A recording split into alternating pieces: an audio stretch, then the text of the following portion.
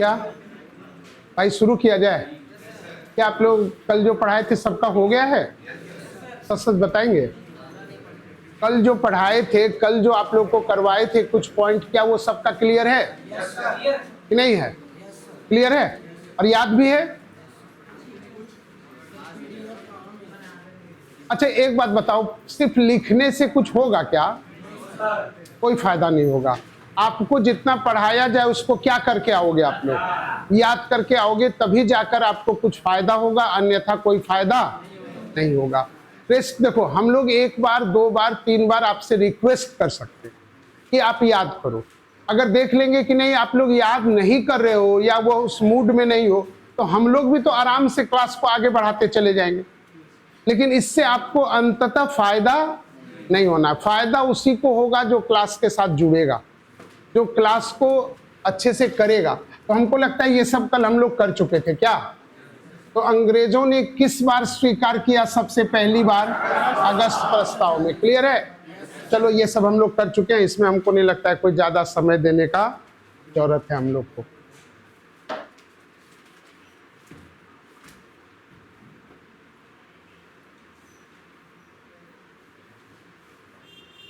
ये भी हम लोग कर चुके हैं।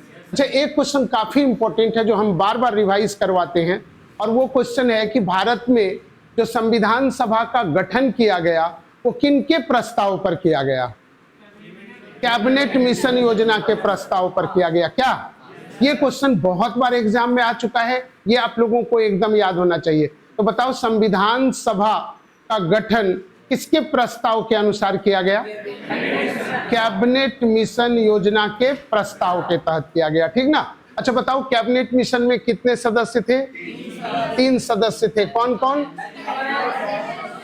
पैथिक लॉरेंस थे, स्टेफर्ड क्रिप्स थे और एबी अलेक्जेंडर थे। अध्यक्ष कौन थे भाई? पैथिक लॉरेंस थे। आओ हम लोग किए थे कि संविधान सभा में टोटल कहां करें?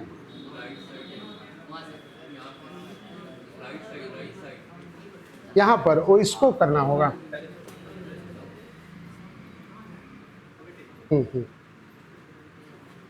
ठीक है, हम लोग किए थे कि चीफ कमिश्नरी क्षेत्र से कितने? 4। चीफ कमिश्नरी क्षेत्र का नाम हम लोग को थोड़ा याद रखना है। दिल्ली, अजमेर, मेरवाड़ा, कुर्ग और क्या? बलूचिस्तान, ठीक ना? और क्या? बलूचिस्तान। तो ये हम लोग याद रखेंगे। आओ ये फिर हम लोग कर चुके थे कि ब्रिटिश प्रांत से और चीफ कमिश्नरी क्षेत्र से जो सदस्य आएंगे वो निर्वाचित होंगे। वो क्या होंगे? और देसी रियासत से जो आएंगे वो मनोनीत होंगे। इस तरह से हमारा जो संविधान सभा है वो आंशिक रूप से चुनी हुई और आंशिक रूप से नामांकित निकाय है या संस्था है या संगठन है। क्लियर है आप लोगों का? आओ फिर किए थे हम लोग कि चुनाव जो हुआ था वो जुलाई और अगस्त में हुआ था 1946 में। तो ये हम लोग कर चुके हैं क्या? बताओ 296 सीट में कांग्रेस को कितने प्राप्त हुए? 208। मुस्लिम लीग को 73 सीट प्राप्त हुए। क्लियर है? तो ये बात भी हम लोग याद रखेंगे। अरे बाप, ये तो भारी हुज्जत है यार।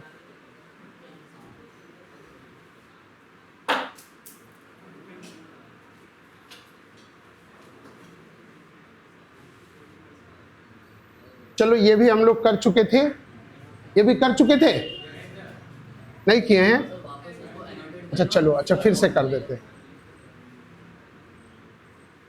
फिर से कर देते हैं। ब्रिटिश प्रांत से सीट घटने के बाद 296 से घटकर कितना हो गया? 229। देसी रियासत से घटकर 93 से 70। 93 से 70। आओ कुल सदस्य जो उपस्थित थे वो कितने थे? 284 थे। और अंततः जो हस्ताक्षर किया गया वो 26 नवंबर 1949 को। नहीं? और ये भी कर चुके हैं हम लोग।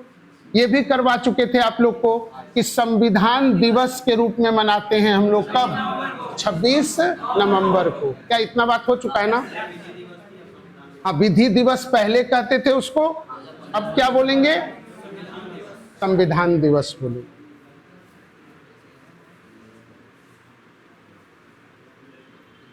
आओ यहाँ पर अब क्वेश्चन, ये भी हम लोग लगता है कर चुके थे क्या? ये तो किए थे। नागरिकता, निर्वाचन, अंतरिम संसद से संबंधित उपबंधों को एवं अस्थायी संक्रमणकालीन उपबंधों को 26 नवंबर।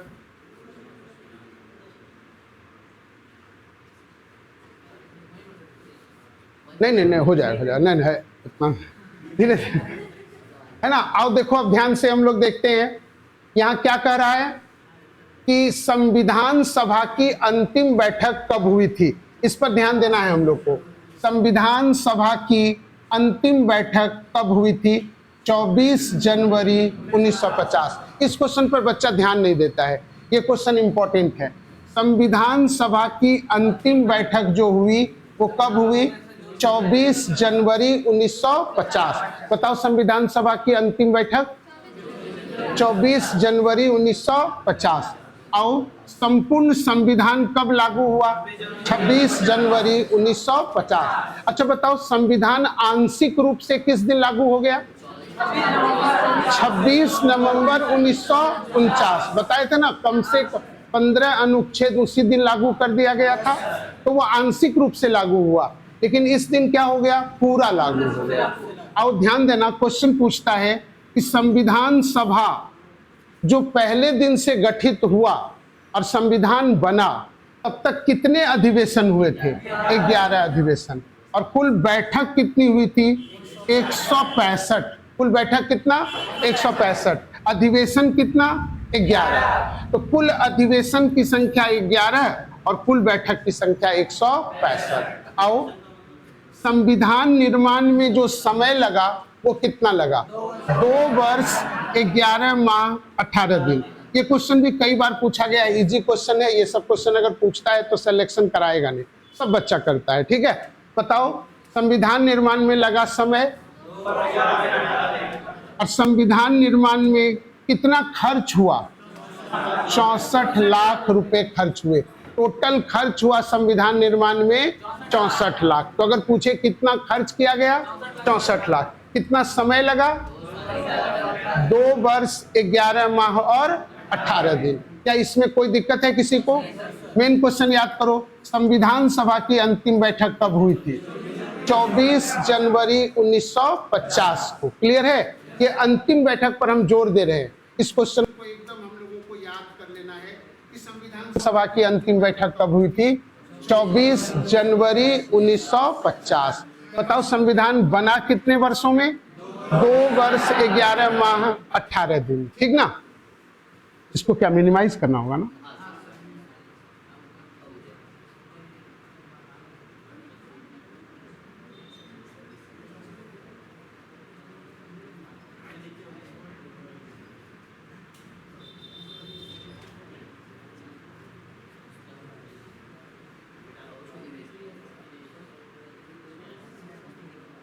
ठीक है, आओ ये क्वेश्चन पर अब ध्यान देना। देखो संविधान सभा में 3 डेट हम लोग को अच्छे से एकदम कंठस्थ कर लेना है। एक डेट है 9 दिसंबर 1946, एक है 11 दिसंबर 1946 और एक है 13 दिसंबर 1946। देखो एक एक दिन के गैप पर है, 2 दिन, 9 से 11, 11 के बाद 13। तो ये तीनों डेट हम लोग को अच्छे से याद होना चाहिए, बार बार प्रश्न रहता है। देखो संविधान सभा की पहली बैठक कब हुआ? 9 दिसंबर 1946।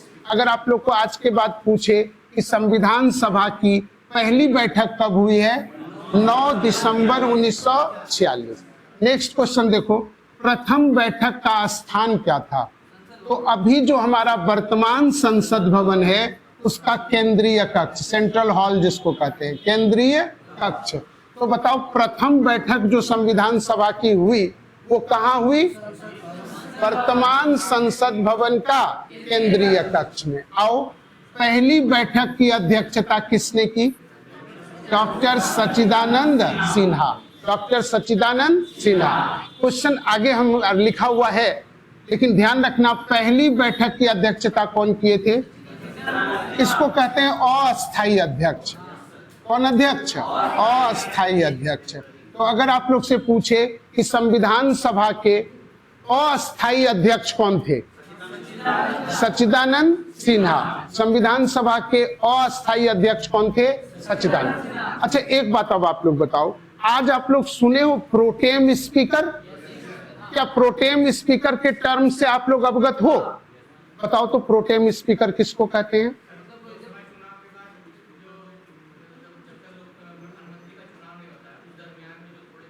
देखो सीधा बात समझो, शॉर्टकट में हम लोग को करना है, कह सकते हैं काम चलाऊ अध्यक्ष।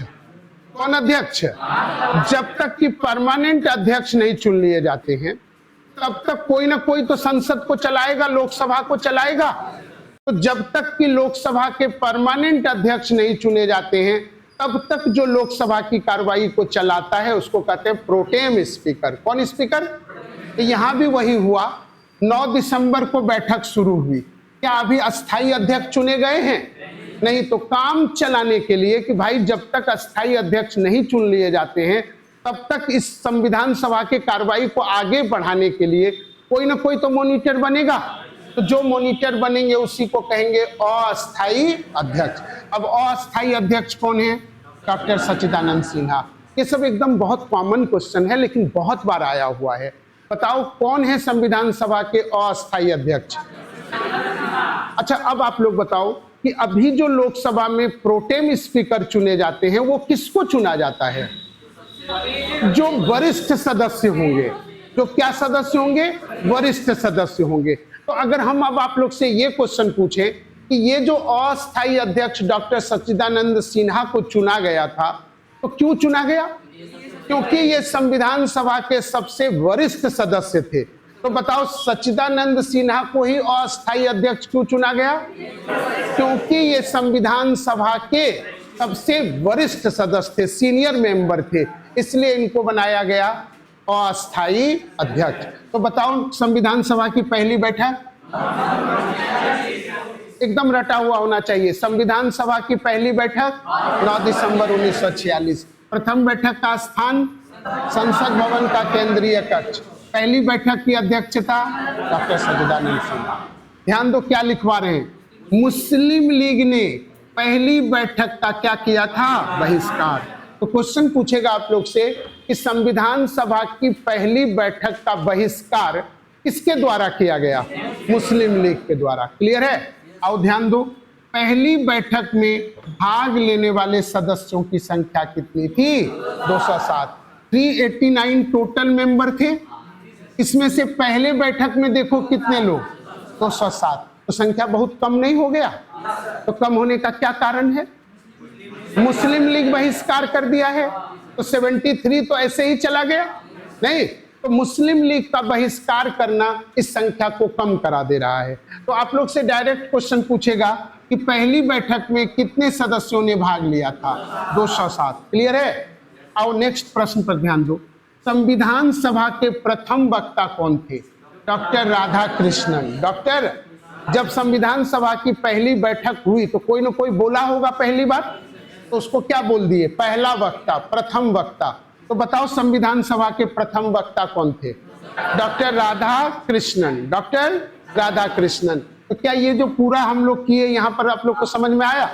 बताओ संविधान सभा की पहली बैठक, संविधान सभा के अस्थायी अध्यक्ष डॉक्टर सच्चिदानंद सिन्हा। क्यों?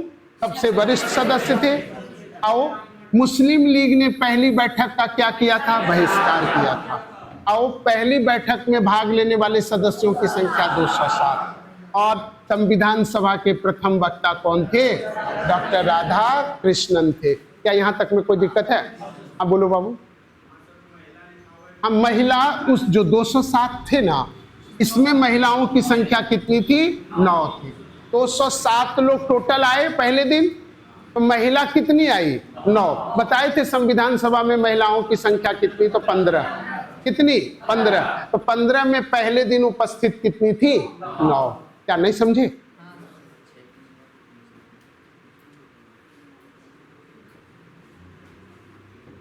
लिखना नहीं पड़ रहा आप लोग को? नहीं लिख रहे हैं?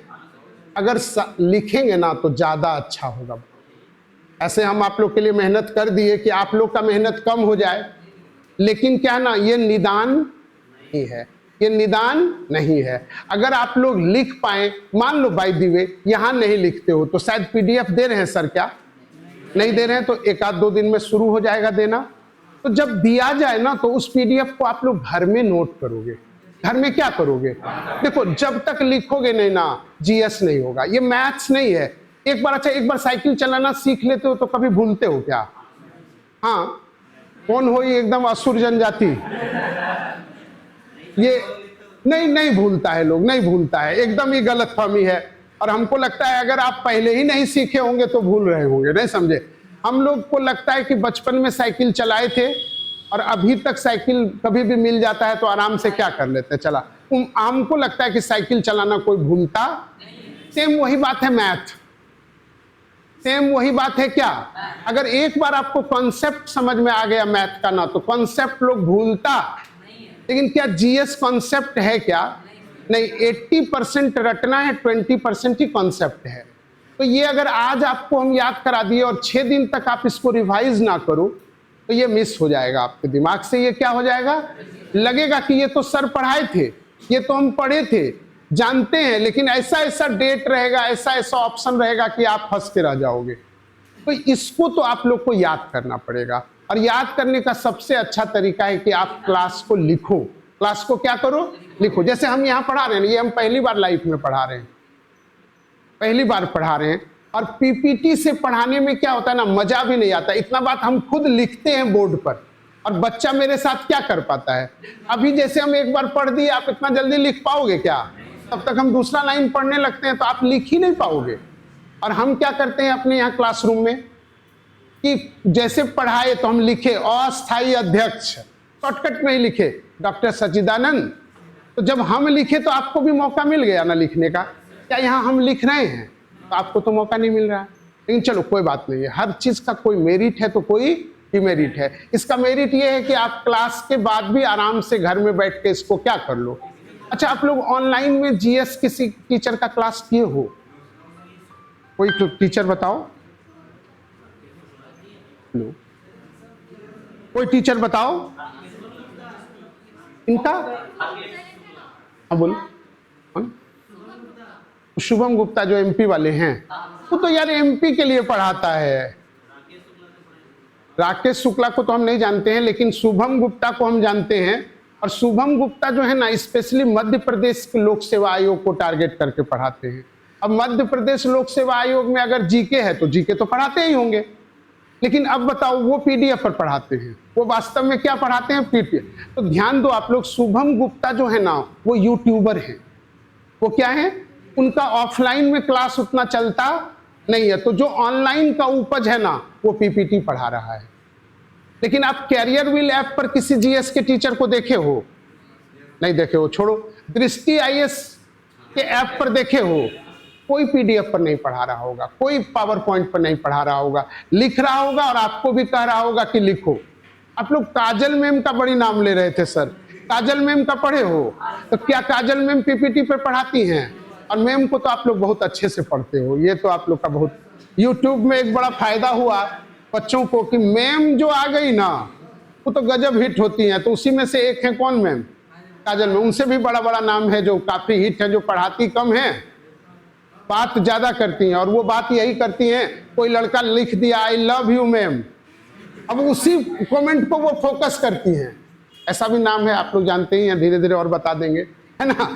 तो वो यूट्यूबर जो है ना वो लोग पीपीटी पर पढ़ाते हैं। कोई भी क्लासरूम जो ऑफलाइन का टीचर है ना वो पीपीटी पर नहीं पढ़ाता है, ना पढ़ाने को प्रेफर करता है। चलिए सीखते हैं हम लोग। आओ देखो, दूसरा डेट क्या बोले थे आप लोग को? दूसरा डेट बता, 11, ठीक है, 11 दिसंबर 1946 डॉक्टर राजेंद्र प्रसाद संविधान सभा के अस्थाई अध्यक्ष चुने। तो 2 दिन के बाद जो बैठक होती है 11 दिसंबर 1946, उस दिन डॉक्टर राजेंद्र प्रसाद को संविधान सभा का क्या नियुक्त किया गया? अस्थाई अध्यक्ष नियुक्त किया गया। तो बताओ डॉक्टर राजेंद्र प्रसाद को अस्थाई अध्यक्ष कब नियुक्त किया गया? 11 दिसंबर 1946। एक बात गौर करने वाली है कि अस्थायी अध्यक्ष थे डॉक्टर सच्चिदानंद और अस्थायी अध्यक्ष हैं डॉक्टर राजेंद्र, दोनों बिहार के। अच्छा, यह एक गौर करने वाली बात है कि डॉक्टर सच्चिदानंद सिन्हा का भी संबंध बिहार से है और डॉक्टर राजेंद्र प्रसाद का भी संबंध है। अच्छा, आप लोग बता सकते हो डॉक्टर सच्चिदानंद सिन्हा द्वारा प्रकाशित एक बड़ा समाचार पत्र जिसको कि बंगाल से बिहार अलग हुआ ना, बंगाल से बिहार कब अलग हुआ? 1912 में। तो ये जो बंगाल से बिहार अलग हुआ, तो इसके लिए बिहार में एक आंदोलन चला। बिहार में क्या चला? आंदोलन चला, और इस आंदोलन के नेतृत्व करता थे डॉक्टर सच्चिदानंद। तो इस आंदोलन को आगे बढ़ाने के लिए एक समाचार पत्र प्रकाशित करते थे डॉक्टर सच्चिदानंद सिन्हा। बता सकते हो डॉक्टर सच्चिदानंद सिन्हा के समाचार पत्र का नाम? अच्छा, फिर छोड़ो। डॉक्टर राजेंद्र प्रसाद और सच्चिदानंद सिन्हा दोनों बिहार से थे, ये पक्का हो गया, क्लियर। और अस्थायी अध्यक्ष भी कहां से थे? बिहार से। अस्थायी अध्यक्ष भी कहां से थे? बिहार से। तो 9 हो गया पहली बैठक, 11 हो गया अस्थायी अध्यक्ष की नियुक्ति, और 13 दिसंबर 1946, 13 दिसंबर 1946। ध्यान दो, किसने? पंडित जवाहरलाल नेहरू ने संविधान सभा में उद्देश्य प्रस्ताव पारित किया, या पारित नहीं करके कहो प्रस्तुत किया। क्या कहेंगे? प्रस्तुत किया। तो अब आप लोग बताओ, हाँ लिख लो, सुधार दिए, प्रस्तुत किया। देखो क्वेश्चन क्या है, अगर हम पूछें कि पंडित जवाहरलाल नेहरू द्वारा संविधान सभा में उद्देश्य प्रस्ताव को कब प्रस्तुत किया गया? 13 दिसंबर 1946, 13 दिसंबर 1900। अब इस प्रश्न को ऐसे भी बना सकता है कि संविधान सभा में 13 दिसंबर 1946 को उद्देश्य प्रस्ताव किसने प्रस्तुत किया था? पंडित जवाहरलाल। पंडित जवाहरलाल नेहरू ने उद्देश्य प्रस्ताव को कब प्रस्तुत किया था? अच्छा, ये उद्देश्य प्रस्ताव से कुछ समझ में आ रहा है? क्या उद्देश्य प्रस्ताव होगा? कि जो हम लोग अपना संविधान बनाने जमा हुए हैं संविधान सभा में, इसका मोटिव क्या है, इसका उद्देश्य क्या है? तो देखो, उद्देश्य क्या था, जैसे कि भारत की आजादी की लड़ाई, स्वतंत्रता संघर्ष या फ्रीडम स्ट्रगल चल रहा था, तो नेताओं के द्वारा आंदोलन में जनता भाग ले, इसलिए वादा किया जाता था। क्या किया जाता था? कि आप लोग आंदोलन में भाग लो, देश आजाद होगा तो आपको वोटिंग राइट मिलेगा, मौलिक अधिकार मिलेगा, नहीं, इस तरह के कुछ कुछ अधिकार आपको मिलेंगे। तो उन सब अधिकार को एक जगह रखा गया और बताया गया कि यही सब चीज को लागू कराना मेरा क्या है? उद्देश्य है। हम लोगों का, हाँ, हम लोगों का क्या है? मैनिफेस्टो चुनाव से रिलेटेड है, निर्वाचन से रिलेटेड टर्म है। कौन? मैनिफेस्टो, ठीक ना। वहां वो निर्वाचन हो नहीं रहा है। ये है कि देखो, कोई भी देश का संविधान बनेगा तो संविधान में पहले कैसा बनेगा, इसका कुछ ना कुछ उद्देश्य होगा। जैसे ये लोकतंत्र होगा, ये उद्देश्य हुआ कि भारत में संविधान जब बनेगा तो ये राजतंत्र नहीं होगा, ये क्या होगा? गणतंत्र होगा, ये लोकतंत्र होगा, नहीं, यहाँ वंशवाद नहीं होगा। तो ये सब उद्देश्य को प्रस्तुत किया गया 13 दिसंबर 1946। अब ध्यान देना, उद्देश्य प्रस्ताव में जो सबसे इंपॉर्टेंट क्वेश्चन है वो ये है, ध्यान दो आप लोग। यहाँ वर्तमान प्रस्तावना का आधार उद्देश्य प्रस्ताव था। वर्तमान में जो संविधान की प्रस्तावना है, उस प्रस्तावना का आधार क्या है? उद्देश्य प्रस्ताव। प्रियम्बल कहते हैं प्रस्तावना को, ठीक ना। तो बताओ, वर्तमान संविधान का जो प्रस्तावना है उसका आधार क्या है? उद्देश्य प्रस्ताव। नेहरू जी जो उद्देश्य प्रस्ताव प्रस्तुत किए थे उसी को हूबहू लेकर कहाँ रख दिए हम? प्रस्तावना में। संविधान नहीं, संविधान के प्रस्तावना में। और प्रस्तावना में जो लिखे उसी को आगे संविधान में भी लिखे। जैसे प्रस्तावना में शुरुआत में 5 शब्द लिखा गया है, बता सकते हो कोई? हाँ बताओ। हम भारत के लोग, भारत की, ये वाला नहीं पूछ रहे हैं, हम पूछते हैं वहां पर दिया हुआ है संपूर्ण प्रभुत्व संपन्न, लोकतंत्रात्मक, गणतंत्र, या फिर समाजवादी बाद में जोड़ दिया गया, धर्मनिरपेक्ष जोड़ दिया गया, ये सब जोड़ा गया। तो ये सब तो आगे चलकर डाला गया। ये सब क्या किया गया? आगे चलकर कि भारत धर्मनिरपेक्ष होगा, भारत समाजवादी होगा, नहीं। तो ये सारा का सारा जो है ये कहाँ है? प्रस्तावना में। चलो मेन क्वेश्चन पर फोकस करो। प्रस्तावना जो वर्तमान में है भारत के संविधान का, उसका आधार क्या था? उद्देश्य प्रस्ताव। उसका आधार क्या था? क्या ये समझ में आया? बताओ, उद्देश्य प्रस्ताव कब प्रस्तुत किया गया? किनके द्वारा? पंडित जवाहरलाल नेहरू के द्वारा। क्लियर है? आओ ध्यान दो। उद्देश्य प्रस्ताव को संविधान सभा द्वारा स्वीकार किया गया 22 जनवरी 1947। ध्यान दो, यहां 13 दिसंबर को प्रस्तुत किया गया, लेकिन स्वीकार कब किया गया? 22 जनवरी 1947। अब बताओ, एक लंबा गैप दिख रहा है ना? तो प्रस्तुत कब किए, स्वीकार कब किए, इसमें लंबा गैप क्यों आ गया? देखो, कोई भी टारगेट रखे आप, उद्देश्य रखे, मान लो हम लोग अभी यहाँ उद्देश्य रखे कि हमको संविधान पढ़ाना है। हम बोलो पहले जिस समय मुस्लिम लीग ये किया, विरोध किया, तो उस समय बहुत सारे लोग निकल गए। हाँ, तो फिर से मेजॉरिटी में हाँ। देखो, सबसे बड़ी बात, एक बात उनका सही कहना है कि मुस्लिम लीग उस समय नहीं था, और जब तक मुस्लिम लीग भी सहयोग नहीं करेगा तब तक उद्देश्य प्रस्ताव पारित होगा क्या? एक बात, किसी भी चीज का उद्देश्य क्या आसानी से निर्धारित होता है कि उस पर बहस होती है? बहस होती है। और 389 लोग हैं, सब लोग बहस करेंगे, सब लोग सहमति बनाएंगे, क्योंकि ये बहुत महत्वपूर्ण चीज है, संविधान का उद्देश्य ही है। इतने महत्वपूर्ण चीज पर हड़बड़ी में बातचीत करके क्या उसको पारित कर देंगे? उसके लिए समय लेंगे। एक बात। दूसरी बात कि मुस्लिम लीग उस समय उपस्थित था नहीं, जब वो आया तो फिर वो डिबेट में हिस्सा लिया। तो उद्देश्य प्रस्ताव को पारित करने में इतना समय क्यों लगा, ये बात समझ में आ गया। लेकिन आज तक पूछा ही गया है। जो पूछा गया वो ये पूछा गया कि कब स्वीकार किया गया था? 22 जनवरी 1947। कब प्रस्तुत किया गया था? 13 दिसंबर 1946। क्या क्लियर है? तो अब आप लोग बताओ, 3 डेट पढ़ाए, बताओ संविधान सभा की पहली बैठक कब हुई है? संविधान सभा के अस्थायी अध्यक्ष कब चुने गए? 11 दिसंबर 1946। और संविधान सभा में उद्देश्य प्रस्ताव कब प्रस्तुत किया गया? 13 दिसंबर 1946।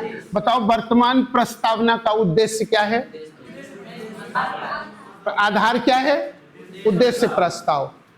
अब आओ ध्यान देना, यहां पर ये बड़ा पेच वाला क्वेश्चन है। कहता है, अच्छा हम समझा दें तब पढ़ देंगे, पहले आप लोग समझो। कहता है क्या कि डॉक्टर अंबेडकर जब संविधान सभा में आए होंगे तो कहीं ना कहीं से चुनकर आए होंगे। तो ये जो है ना, पहली बार संविधान सभा के लिए चुनाव लड़े मुंबई से, बंबई से। कहां से? तो बताओ, डॉक्टर अंबेडकर संविधान सभा के लिए कहां से चुनाव लड़े? बंबई से। लेकिन वो चुनाव हार गए। वो चुनाव क्या हो गए? हार गए। तो डॉक्टर अंबेडकर जो फर्स्ट बार बंबई से चुनाव लड़ा, वो चुनाव क्या हो गए? हार गए। देखो यही लिखे, डॉक्टर अंबेडकर संविधान सभा के लिए चुनाव लड़ते हैं बंबई से और क्या हो जाते हैं? हार जाते हैं। क्लियर है? अब जब बंबई से हार जाते हैं, और डॉक्टर अंबेडकर ऐसा विद्वान, डॉक्टर अंबेडकर से बड़ा विद्वान संविधान सभा में कोई नहीं था। अगर आज के बाद आप लोग से क्वेश्चन पूछे कि संविधान सभा में सबसे बड़े विद्वान कौन थे, तो डॉक्टर अंबेडकर। और संविधान के विशेषज्ञ भी थे। और ऐसे लोग चुनाव हार जाएं और संविधान सभा में ना जाएं, क्या ये अच्छी बात है? कि क्या राहुल गांधी है? नहीं भी हारा, नहीं भी आया, नहीं भी गया, कोई अंतर पड़ रहा है क्या? लेकिन ये बड़े नाम थे, इनको फिर से चुनाव लड़ाया गया। इनको क्या किया गया? फिर से चुनाव लड़ाया गया। देखो क्या करें, फिर चुनाव लड़ते हैं बंगाल से। कहां से? और मुस्लिम लीग की सहायता से संविधान सभा के लिए चुन लिए जाते हैं। क्या पढ़ा है आप लोग बताओ? अब बंबई से चुनाव हार गए, फिर चुनाव कहां से लड़े? बंगाल से। किनके सहयोग से? और अब वो संविधान सभा में चुन कर आए। तो अब आप बताओ, बंबई से आए थे कि बंगाल से आए थे? क्या ये सबका क्लियर है? अगर हम आप लोग से पूछे, हाँ भाई पहले सुन लो ना, चुनाव लड़ रहे हैं तो बहुत लोग खड़े होंगे। 389 लोग में 296 लोग चुन कर आए हैं, उनके अगेंस्ट में कौन खड़े होंगे ये पढ़ना जरूरी है। एक बात। दूसरी बात है कि आज तक संविधान के किसी किताब में, आज तक जितना इंडिया में प्रिंट हुआ है, किसी में उसके अगेंस्ट में कौन लड़े ये दिया हुआ नहीं है। इसका मतलब है कि देखो, इतना अभी मान लो 545 लोकसभा में चुनाव होगा, कौन जीत रहा है ये भी अगर 545 याद कर लो तो बहुत बड़ी बात होगी।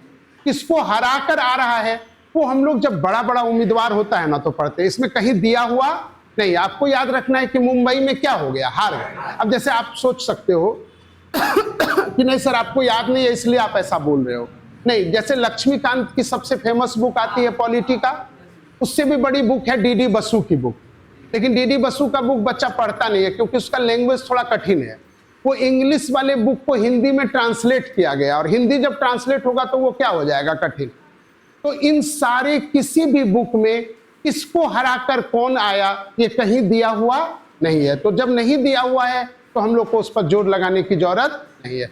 हम क्या पढ़ा है पहले बताओ आप लोग, कहां से पराजित हुआ, मुंबई से, बंबई से, क्लियर है। दूसरी बार चुनाव कहां से लड़ा, बंगाल से, इसके सहयोग से।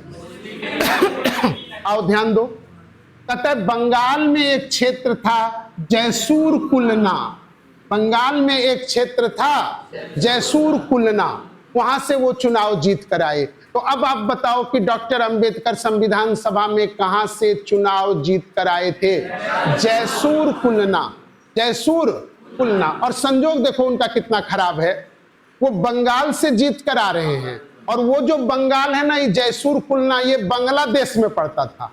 कौन देश में? तो जब पाकिस्तान अलग हुआ तो बांग्लादेश भी पाकिस्तान के साथ चला गया। तो इनका सीट की कहानी क्या हो गई, खत्म। फिर अंबेडकर जी बिना संविधान सभा के मेंबर के हो गए।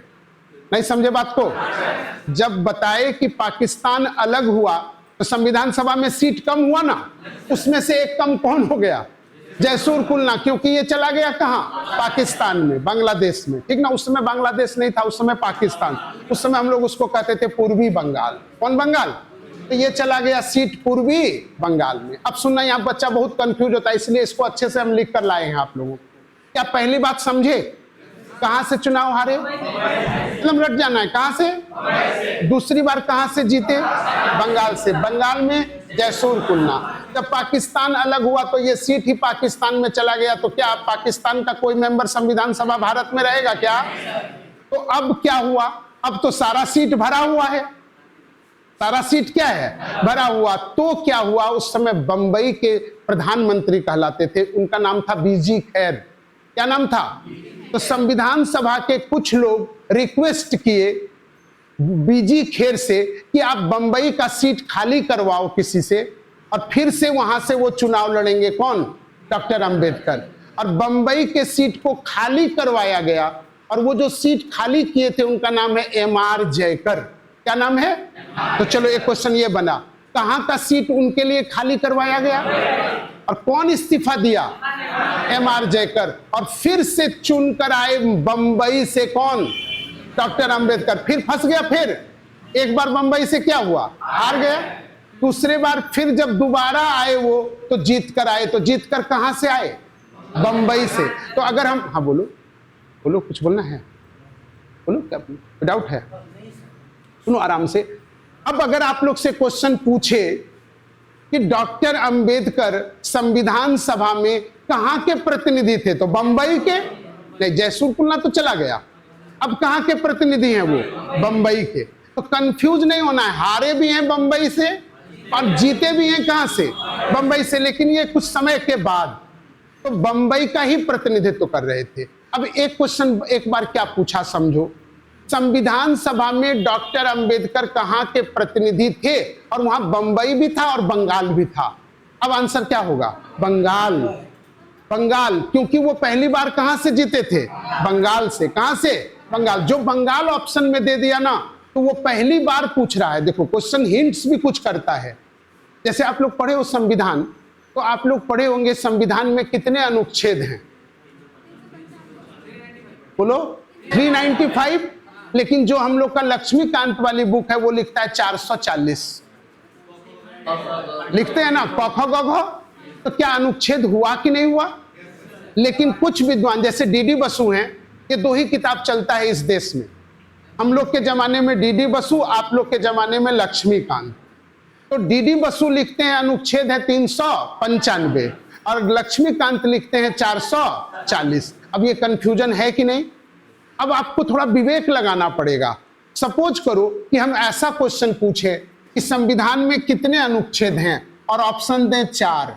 एक दें 380, एक दें बी 390, एक सी दें 395 और एक डी दें 400।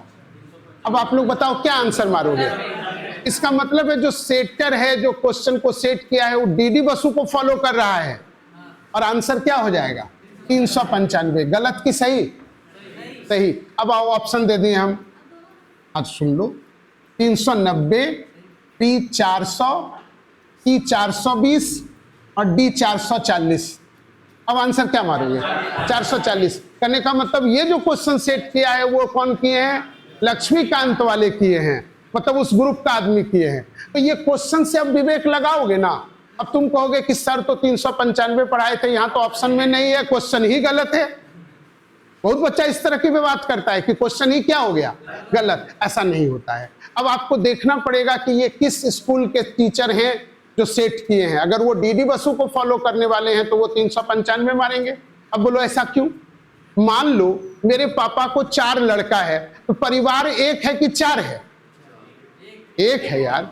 अब अभी से ही अलग हो जाओ तो अलग बात है ना। परिवार तो एक ही है ना यार। मेरे पापा को 4 लड़का, मतलब हम 4 भाई, तो परिवार एक है कि 4?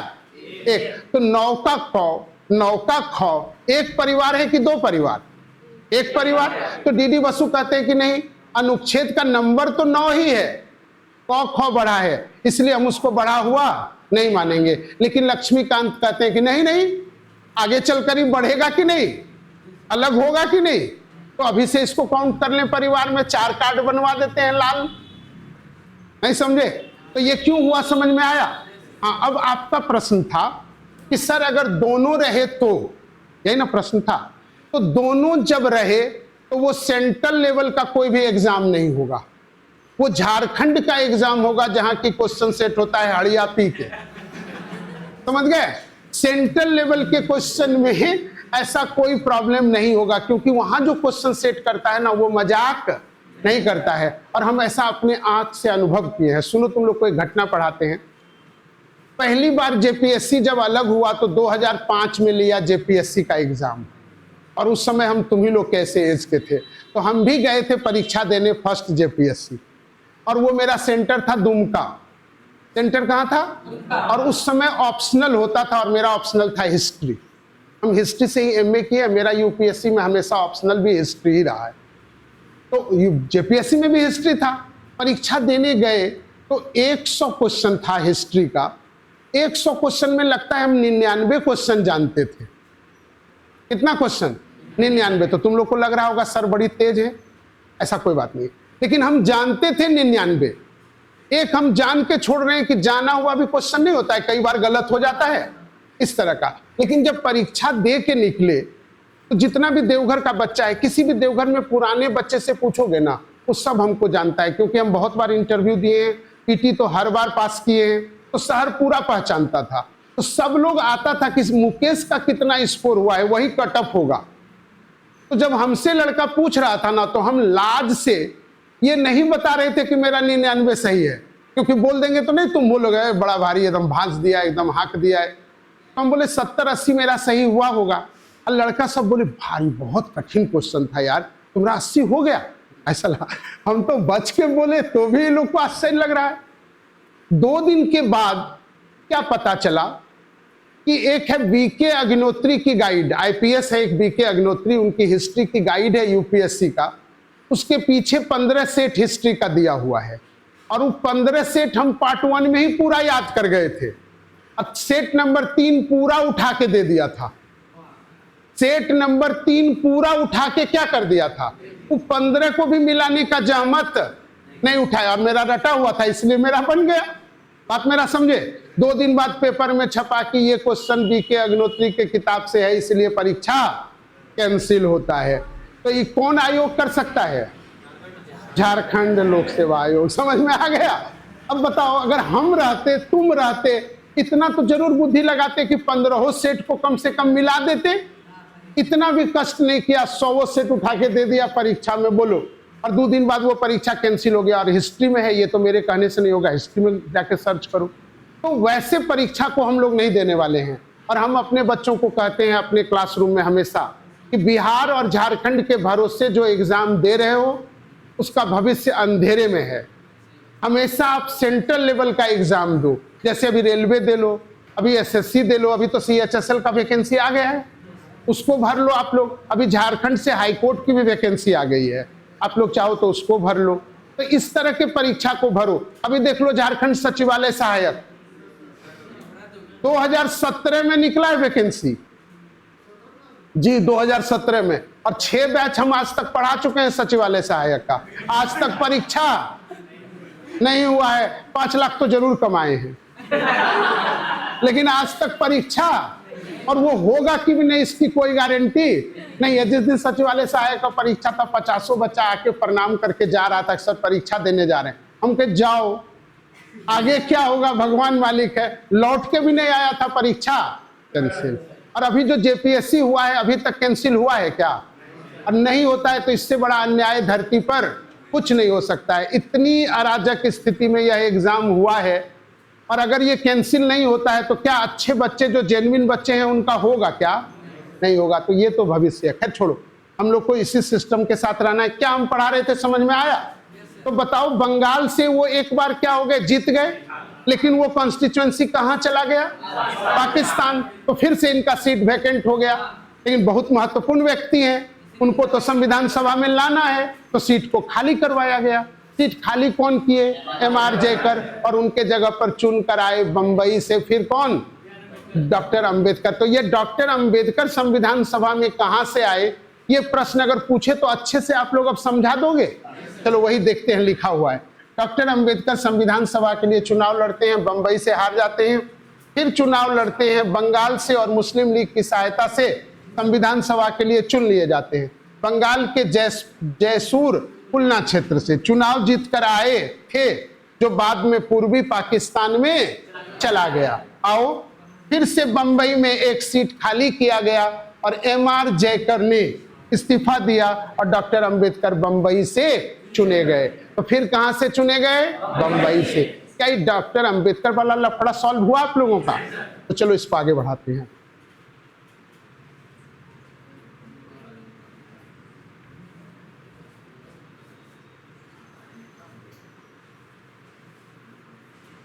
आओ इस क्वेश्चन पर ध्यान दो, अब यहां पर इंपॉर्टेंट है, ठीक ना?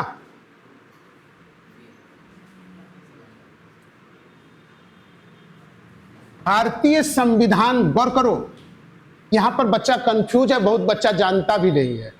आप लोग अब आज इस बात को अच्छे से जान लें। भारतीय संविधान का प्रारूप तैयार किया था पीएन राव। हम लोग आज तक अगर बच्चे से पूछते हैं ना, तो बच्चा बोलता है कि संविधान का प्रारूप तैयार किया था प्रारूप समिति। कौन किया था? लेकिन यह बिल्कुल गलत आंसर है। प्रारूप तैयार किया गया भारत के संविधान पीएन राव द्वारा। बोलो किनके द्वारा? बताओ, भारतीय संविधान का प्रारूप कौन तैयार किया था? बीएन राव।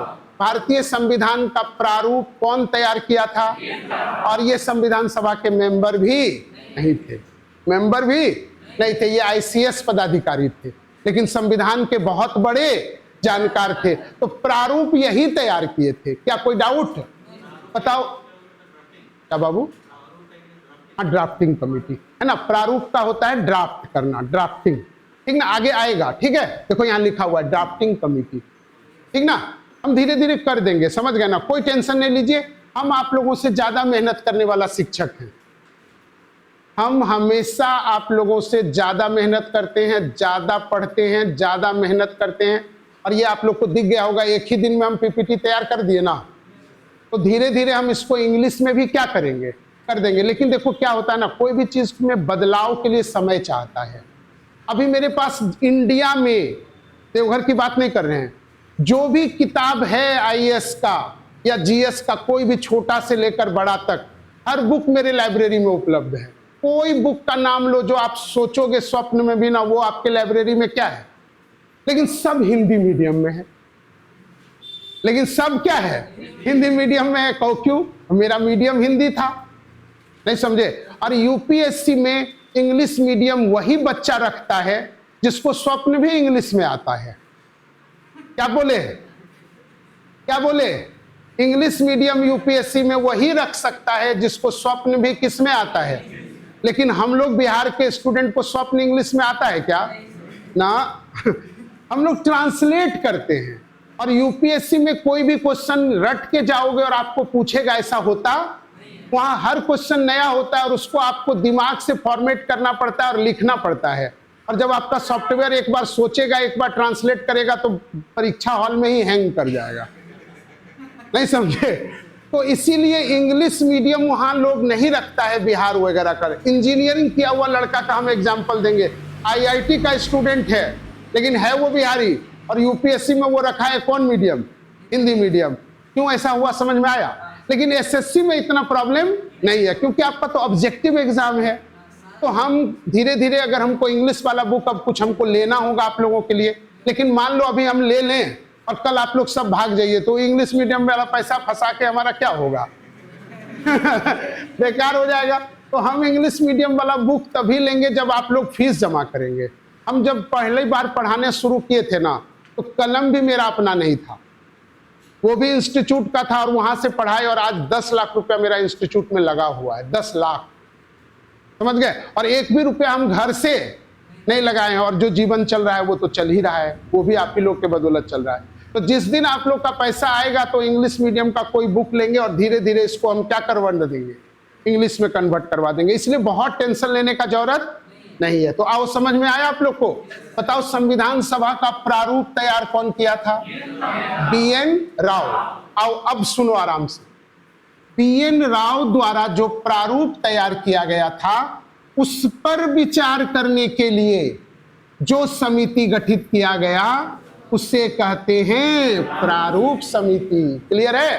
तो प्रारूप समिति प्रारूप तैयार नहीं किया, तैयार प्रारूप पर विचार किया कि इसमें क्या अच्छा है, क्या बुरा है, क्या रखें, क्या हटाएं। क्या पढ़ाई समझ में आया सब लोगों को? पीछे भाई सब लोग को समझ में आ रहा है? पीछे जो बैठता है ना, हम अपने क्लास में उसको कहते हैं वह संसद सदस्य जो संसद में जाकर झुकता हो, और वो मेरा संसद सदस्य है, वो है गिरधारी यादव। कभी सुने हो उसको बोलते हुए?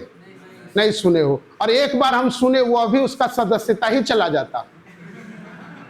वो क्या बोले, महुआ मोइत्रा का नाम सुने हो? उनकी सदस्यता चली गई ना, उसी पर वो एक दिन संसद में खड़ा होकर क्या बोले जानते हो? हम भी तो प्रश्न अपने से नहीं पूछते हैं, मेरा स्टाफ है प्रश्न पूछवाता है। तो बताओ, सदस्यता एमपी अगर लोकसभा में प्रश्न अपने स्टाफ से तैयार करवा के आए, तो क्या ये लोकसभा के गोपनीयता का हनन है कि नहीं है? तो वो खुद यही बोल दिए थे, तब उनको धमकाया विधान, वो जो लोकसभा का अध्यक्ष था उस समय, क्या बोल रहे हैं, गिरधारी जी आपकी सदस्यता चली जाएगी। तो चुपचाप फिर बैठ गया। आज तक पिछले जब से होश संभाले हैं, उनको एक ही बार बोलते हुए देखे। वो भी सदस्यता क्या हो रहा था, जा रहा था। वो करते क्या है, वो करते क्या, बुरा नहीं मानना अगर कोई उससे रिलेटिव हो तो उस तरह से। मेरा किसी जाति विशेष पर कमेंट नहीं है, मेरा है मेरे अपने संसद सदस्य पर कमेंट। नहीं समझे? किसी जाति से इसको जोड़कर देखने का जरूरत नहीं, मतलब छोटा सोच मत रखिए, बड़ा सोच रखिए, ठीक ना।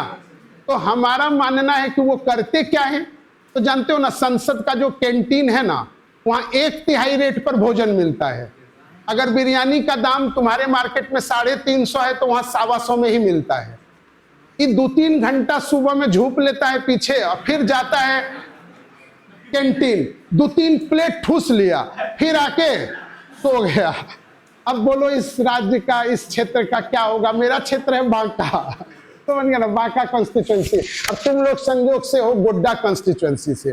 तुम्हारा संसद रोज संसद में बोलता है, और इतना बोलता है कि गली गली में देवघर में जाम लगने लगा। देवघर में हददिया पुल पर जब हम खड़े होते थे ना, तो कोई गुजरता था तो लगता था सबको जानते हैं। आज इस शहर का आलम यह है कि हददिया पुल पर खड़ा होते हैं तो लगता है किसी को जानते ही नहीं। इतना बदल गया ये शहर। तो ये जो बदल गया एक अच्छे संसद सदस्य के कारण, समझ गए? आपका जो एम्स है वो देवघर में नहीं बनना था, लेकिन वो लड़के लिया, समझ गए? तो खैर चलिए, बाद में धीरे धीरे हम लोग इस तरह की बात करेंगे। तो यहाँ क्या ये लोग समझ गए आप लोग? बताओ, प्रारूप कौन तैयार किया? बीएन राव। लेकिन प्रारूप पर विचार करने के लिए बना कौन समिति? प्रारूप समिति। इसी को कहते हैं ड्राफ्टिंग कमिटी। और ध्यान देना, कहता है ना कि संविधान सभा संविधान को बनाने के लिए 15 समितियां गठित किए थे। कितने? 15। उसमें से 8 बड़ी समिति आगे अभी पढ़ाएंगे। कितनी बड़ी? 8। उसमें से एक कौन है? प्रारूप समिति। और प्रारूप समिति के अध्यक्ष थे डॉक्टर भीमराव अंबेडकर। और प्रारूप समिति सबसे इंपॉर्टेंट समिति है और इस समिति के अध्यक्ष थे डॉक्टर अंबेडकर। इसलिए संविधान का पिता या फादर ऑफ इंडियन कॉन्स्टिट्यूशन किसको कहते हैं? कई बार जब बच्चे से प्रश्न करते हैं ना संविधान कौन बनाया, तो बोल देता है डॉक्टर भीमराव अंबेडकर। क्या वो अकेले संविधान बना सकते थे क्या? तो संविधान बनाया संविधान सभा, लेकिन महत्वपूर्ण समिति कौन है? प्रारूप समिति। इस समिति के अध्यक्ष कौन है? डॉक्टर अंबेडकर। इसीलिए डॉक्टर अंबेडकर को कहते हैं भारत के संविधान का पिता। क्लियर है? तो अगर हम आज के बाद पूछें कि बताओ भारत के संविधान के पिता कौन है? डॉक्टर भीमराव। क्यों पिता हैं? हाँ बोलो भाई। नहीं, मेकर नहीं, फादर ऑफ इंडियन कॉन्स्टिट्यूशन। हाँ फादर। मेकर मतलब हुआ आपको बनाना। मेकर मतलब क्या हुआ? बनाना। तब भाव हो जाएगा कि पूरे संविधान बनाया ही कौन है? Doctor Ambedkar. Maker of Indian constitution कहीं भी बुक में लिखा हुआ मेरे समझ से तो नहीं मिलेगा। फादर ऑफ इंडियन कॉन्स्टिट्यूशन मिलेगा, ठीक ना। जनक है, ये जनक है। बनाने वाले कोई और है। मेरे पिताजी मेरे जनक है, लेकिन क्या वो हमको बनाए कि भगवान जी बनाए? बात मेरा समझ रहे हैं? दोनों में अंतर है। मेकर और फादर दोनों में अंतर है। नहीं पढ़े होंगे, कहीं भी नहीं पढ़ेंगे, ठीक ना। फादर ऑफ इंडियन कॉन्स्टिट्यूशन पढ़ेंगे। आओ ध्यान दो, अब क्या पढ़ा है आप लोग को। क्वेश्चन जो पढ़ा रहे हैं ये, इस पर ध्यान दो आप लोग। जितनी भी समितियां आगे पढ़ाएंगे, किसी का स्थापना दिवस नहीं पढ़ाएंगे, लेकिन प्रारूप समिति कब गठित किया गया ये एकदम रटा हुआ होना, क्योंकि ये बार बार एग्जाम में पूछता है। तो अब आप लोग बताओ प्रारूप समिति का गठन कब किया गया? 29 अगस्त 1947। बताओ प्रारूप समिति का गठन कब किया गया? इस क्वेश्चन को सब लोग लिख लो तो अपने कॉपी में। प्रारूप समिति का गठन, ड्राफ्टिंग कमेटी का गठन 29 अगस्त 1947। बहुत इंपॉर्टेंट है, बहुत बार एग्जाम में आ चुका है। बताओ प्रारूप समिति का गठन। सब लोग बोलो, जो बोलोगे वही पास करोगे। समझ गए? दो चीज हम देखें, क्लास में जो बोलता है पास करता है, जो टेस्ट देता है वही पास करता है। बिहार दरोगा का पिछले बार बैच पढ़ा रहे थे, 70 बच्चा था क्लास में, टेस्ट में आता था 30 बच्चा। तो जो 40 नहीं आता था वो हम पहले समझ गए थे इसमें से उसका होना नहीं है, और उस 30 बच्चे में 17 बच्चे का हो गया। तो जो टेस्ट देगा उसका होगा, जो क्लास में बोलेगा उसका। तो ये पहले से ही सब बता रहे हैं। आदत सीख लो बोलने का। कभी भी जीवन में टेस्ट ले, टेस्ट मिस मत करो। क्लास मिस कर जाओ लेकिन test miss. Doctor Raman Saini का नाम सुने हैं आप लोग? डॉक्टर रमन सैनी अनअकैडमी के फाउंडर हैं डॉक्टर रमन सैनी। रमन सैनी सर जो हैं वो शुरू में यूपीएससी की खुद पढ़ाते थे और वो एम्स से मेडिकल किए हुए हैं, एम्स से, और आईएएस में भी उनका 4था रैंक था। लेकिन 6 महीने नौकरी के बाद ही वो नौकरी छोड़ दी और खुद से पढ़ाना शुरू कर दिए और स्टार्ट किए अनअकैडमी। लेकिन अब तो पढ़ाते नहीं हैं, अब तो बहुत चीटिंग होने लगा, नहीं समझे? तो जब वो पढ़ाते थे तो उनका एक स्टेटमेंट है, वो यूट्यूब पर है, किसी दिन दिखा देंगे। वो कह रहे हैं कि कोई भी लड़का ऑब्जेक्टिव एग्जाम बिना पढ़े पास कर सकता है, लेकिन बिना टेस्ट दिए हुए पास। वो कह रहे हैं कि सिर्फ टेस्ट दो आप पर डे, और जो टेस्ट में क्वेश्चन आ रहा है उसको सीख लो, तो 6 महीने में आप सारा चीज पढ़ लोगे। लेकिन सिर्फ पढ़ो और एक भी टेस्ट नहीं दो तो आप परीक्षा पास। तो टेस्ट बहुत बड़ा फैक्टर होगा। बहुत पढ़ने के बाद भी टेस्ट में हम लोग गलत करके आ जाते हैं क्योंकि कंफ्यूज हो जाते हैं। तो टेस्ट बहुत इंपॉर्टेंट है। तो और टेस्ट पर मेरा भी बहुत बल रहता है। तो अगर धीरे धीरे बैच आगे बढ़ा तो टेस्ट होगी। तो आप लोग से रिक्वेस्ट होगा कि टेस्ट में जरूर आए और भाग लें, बढ़ चढ़कर भाग लें। जो भाग लेंगे, मेरे पढ़ाने से कोई पास नहीं करता है, आप अपने खुद पढ़ने से पास करोगे, और जो टेस्ट देगा मतलब है वो खुद से पढ़ रहा है। तो चलो आओ, प्रारूप समिति का गठन बताओ। आओ ध्यान देना अब आप लोग, यहाँ पर थोड़ा सा पेच है। कहता है प्रारूप समिति में कुल सदस्य कितने थे? 7। इसमें अध्यक्ष भी थे, सुन लो, इसमें अध्यक्ष भी थे। अगर हम बोले अध्यक्ष सहित 7, अध्यक्ष को छोड़कर 6। यहां पर ध्यान देना, क्वेश्चन में टर्म क्या यूज हो रहा है, समझ गए। कई बार अच्छा क्वेश्चन जो है ना, एकदम भावना में बह जाते हैं हम लोग, 7 मार दिए, वहां दे रहा है अध्यक्ष को छोड़कर, तो अध्यक्ष को छोड़कर बोले तो क्या मारोगे आप, 6। और अगर हम कुछ ना छोड़ने बोले, हम बोले कि प्रारूप समिति में कुल कितने सदस्य, 7। क्लियर है?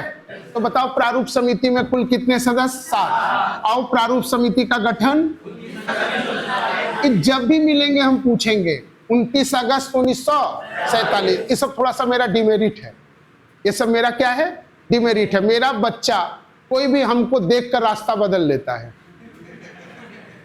पता नहीं क्यों। तो एक तो थोड़ा सा स्वभाव मेरा ऐसा है कि बच्चा डरता है, दूसरा है कि वो जानता है कि मिलेगा तो कुछ न कुछ पूछेगा। हम हाल नहीं पूछते हैं, जैसे मान लो ये मिल गई तो हम ये नहीं पूछेंगे कैसी हो, ये नहीं पूछेंगे, हम पूछेंगे प्रारूप समिति का गठन कब हुआ। अगर आप बता दिए 29 अगस्त 1947 तो समझेंगे आपका हाल अच्छा है। कोई करने लगे समझ गए बेहाल है ना। तो कैसे होगा, क्लास में समझ में आ गया। अब आज के बाद तुम लोग भी मिलना तो भाग जाना, दोस्त नहीं, भागना नहीं है, सामने आना। अच्छा क्या पूछेगा पूछ लो, नहीं पढ़ाई की ही ना बात होगी यार, यही काम ही है। तो बताओ प्रारूप समिति में कुल कितने सदस्य, 7। बताओ अध्यक्ष डॉक्टर भीमराव अंबेडकर। अब ध्यान देना आप लोग, यही एक समिति है जिसके 7 सदस्य का नाम कई बार एग्जाम में आ चुका है। तो आपको एक तो अंबेडकर और 6 नाम और याद रखना पड़ेगा, और याद रखना पड़ेगा। तो एक नाम बताओ कौन है, डॉक्टर भीमराव अंबेडकर, डॉक्टर भीमराव अंबेडकर। अब जो है दूसरे नाम पर ध्यान दो आप लोग,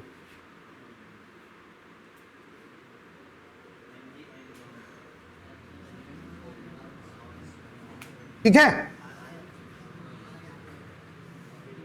आओ दूसरा नाम क्या है, एन गोपाल स्वामी अयंगर। बताओ दूसरा नाम, एन गोपाल स्वामी, बोलो मेरे साथ, एन गोपाल स्वामी अयंगर। दूसरा अल्लादी कृष्णा स्वामी अय्यर, अल्लादी कृष्णा स्वामी अय्यर।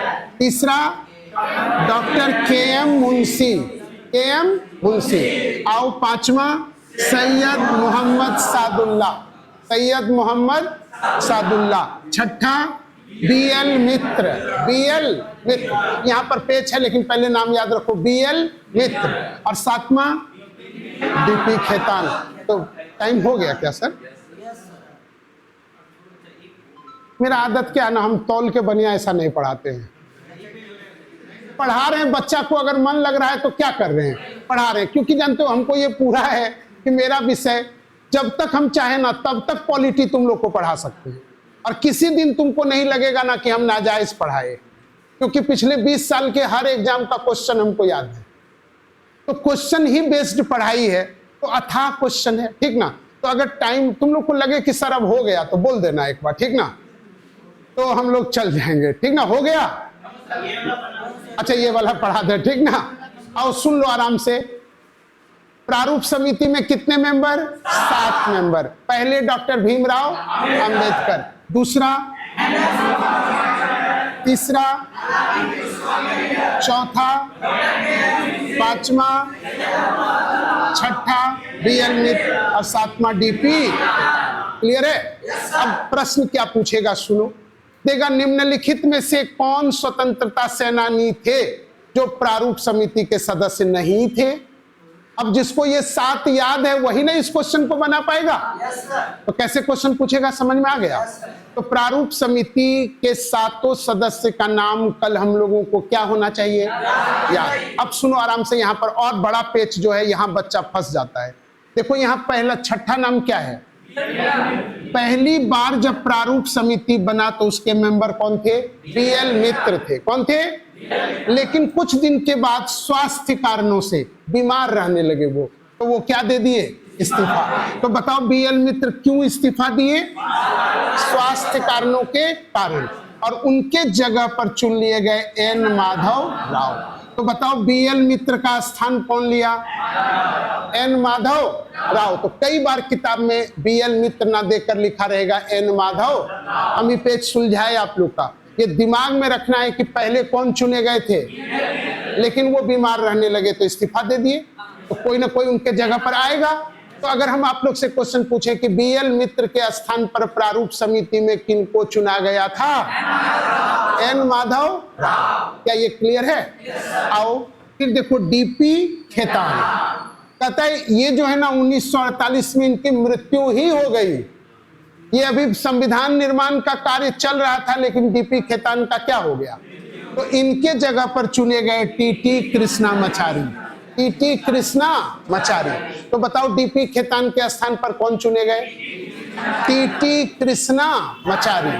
तो दो क्वेश्चन ये अच्छा से याद रखना, इसको बच्चा गौर नहीं करता है, लेकिन यही सब क्वेश्चन अब पूछेगा। अब ये नहीं पूछने वाला है कि प्रारूप समिति में कितने सदस्य हैं, ये सब अब जमाना चला गया, बहुत नदी में पानी बह चुका है, ठीक ना। तो चलो बताओ डीपी खेतान के स्थान पर कौन आए? बीएल मित्र के स्थान पर कौन आए? क्लियर है? तो चलो आज इतने रखते हैं, फिर कल कराते हैं, ठीक है। समझ में तो आ रही होगी, अगर याद करोगे तो बहुत फायदा होगा।